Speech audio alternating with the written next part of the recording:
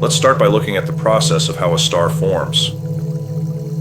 I imagine many of you spiritual seekers are aware that stars are created when a tiny, minute-sized gravitational center forms in space. That center then radiates a field around it, a gravitational force field, and that field progressively interacts with its surroundings.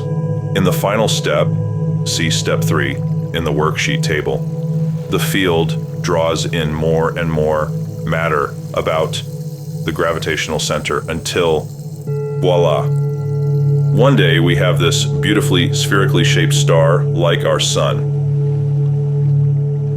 This structure closely resembles a spider's entire life. What comprises a spider's existence?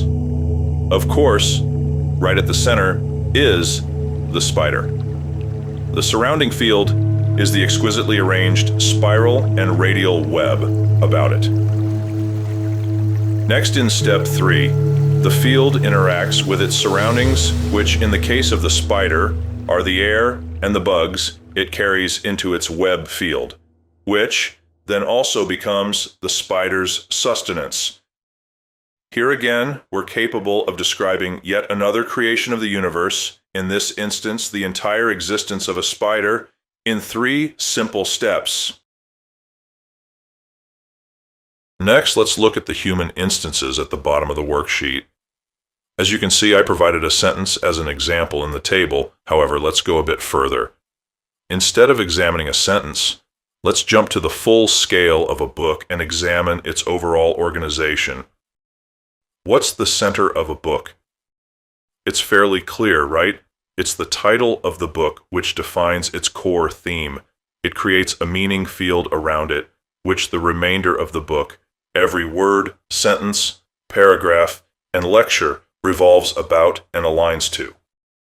In a very real sense, all the components of a book form a vortex around its title. Let's look at one more example, which happens to be one of my favorites. A family. In a traditional nuclear family, the child is the center.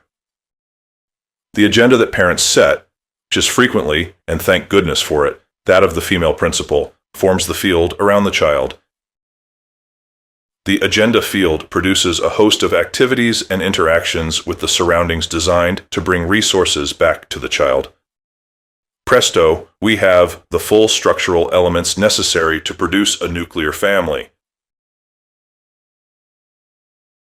I could go on forever. I really enjoy this stuff. However, to better absorb these lovely concepts, it's better you discover them for yourself through contemplating them in nature and man's world. If you want to learn more details or glean additional examples of the creative process, pick up one of my books.